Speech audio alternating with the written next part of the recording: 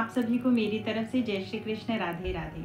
तो आज मैं आपके लिए लाई हूँ एक स्टोरी भगवान की परफेक्ट प्लानिंग के बारे में कि भगवान कितने अच्छे परफेक्ट प्लानर हैं। हम इंसान की सोच से बिल्कुल परे, हम इंसान जहाँ पर सोच भी नहीं सकते कि ये चीज़ ऐसे हो जाएगी या ऐसे हो जाएगी, भगवान इतनी अच्छी परफेक्ट प्लानिंग करते हैं। उसके बारे में आज स्टोरी सुनाऊंगी आपको। तो स्टोरी है एक भगवान की और एक भक्त की।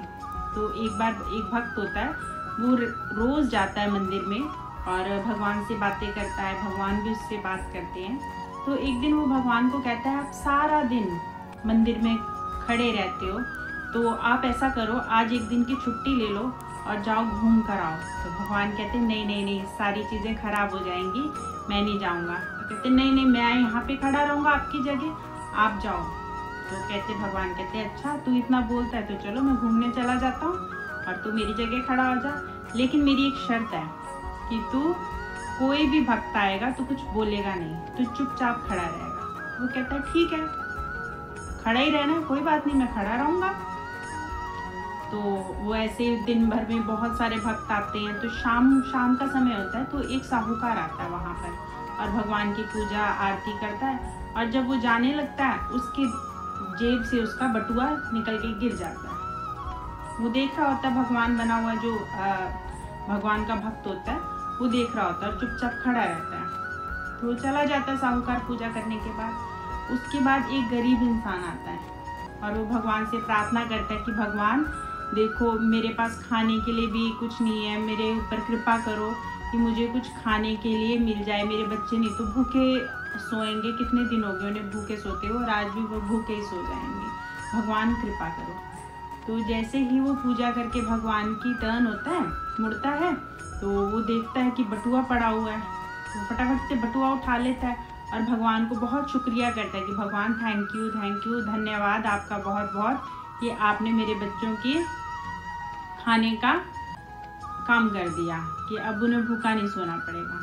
तो वो देख रहा होता है लेकिन वो कुछ बोलता नहीं है, वो देखता है सिर्फ, और वो गरीब इंसान चला जाता है। उसके बाद एक नाविक आता है, भगवान से प्रार्थना करता है कि भगवान मैं 15 दिन के लिए यात्रा पर जा रहा हूँ, मेरे पीछे से मेरे घर का, मेरा बीवी बच्चों का सबका ध्यान रखना आपकी जिम्मेदारी पर छोड़ के जा रहा हूँ। तो जब वो प्रार्थना कर रहा होता है, इतने में साहूकार आता है और पुलिस के साथ आता है वहाँ पर और कहता है कि मैं यहाँ पे आया था, मेरा बटुआ यहाँ पे, मेरे पैसे गिर गए, तो ज़रूर इसी ने, नाविक ने ही लिए हैं। तो पुलिस जब उसे गिरफ्तार करने लगती है, तो जो भगवान बना हुआ भक्त होता है वो पीछे से बोल पड़ता है, कहता है नहीं, इसने नहीं चुराए पैसे, जो गरीब इंसान आया था तेरे बाद उसने चुराए हैं। तो वहाँ पे रहता है वो और उसे जाके पकड़ लो। पुलिस उसके घर चली जाती है और उसे पकड़ लेते गरीब इंसान को। तो इतने में भगवान आते हैं, तो भगवान को आके भगवान पूछते हैं कि कैसा रहा दिन। तो कहता है ऐसे हुआ कि एक साहूकार आया था और ऐसे हुआ, सारा वाकया बताता है भगवान को। तो भगवान उसे कहते हैं ये तूने क्या कर दिया। कहते हैं क्यों, मैंने तो अच्छी तरह किया अपना काम, मैंने तो चोर था जो गरीब इंसान, उसे पकड़वा दिया। भगवान कहते नहीं, ऐसा नहीं था, तुझे मैं बताता हूँ कि मेरी प्लानिंग क्या थी। बोलता बताओ भगवान। वो कहते देखो, वो साहूकार आया था, वो बहुत अमीर साहूकार था, उसको अगर थोड़े से पैसे अगर उसके गिर भी गए थे तो उसको उससे कोई भी फर्क नहीं पड़ना था, और जिस गरीब इंसान को मिले है ना, उसके इतने महीने भर का राशन चल जाता उससे, लेकिन तूने उसे पकड़वा दिया। और जो नाविक आया था मेरे पास प्रार्थना करने के लिए, वो जहाँ पे जिस यात्रा पर जा रहा है वहाँ पर बहुत बड़ा तूफान आने वाला है और वो उसका मरना निश्चित ही है, और उसके बीवी बच्चों का क्या होगा पीछे से। और मैंने ये प्लानिंग कर रखी थी कि अगर ये पकड़ा गया है तो कोई बात नहीं, थोड़े दिनों में छूट जाएगा, अगर उसके पास कुछ मिलेगा ही नहीं पुलिस को तो वो छूट ही जाएगा। तो ये भगवान की प्लानिंग थी। तो भगवान से प्रार्थना करता है कि भगवान नहीं, कुछ सबको ठीक कर दो, सब कुछ ठीक कर दो। भगवान कहते हैं अब तूने सब कुछ खराब कर दिया, मैं कैसे ठीक करूं।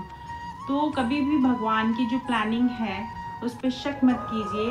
भगवान ने जो कुछ किया है, जो कुछ प्लान कर रखा है हमारे लिए, वो परफेक्ट प्लान कर रखा है। भगवान से ये मत कहिए ये दे दो वो दे दो, भगवान ने पता नहीं आपके लिए क्या सोच रखा है। तो खुश रहिए, मस्त रहिए। आप सभी को जय श्री कृष्ण, राधे राधे।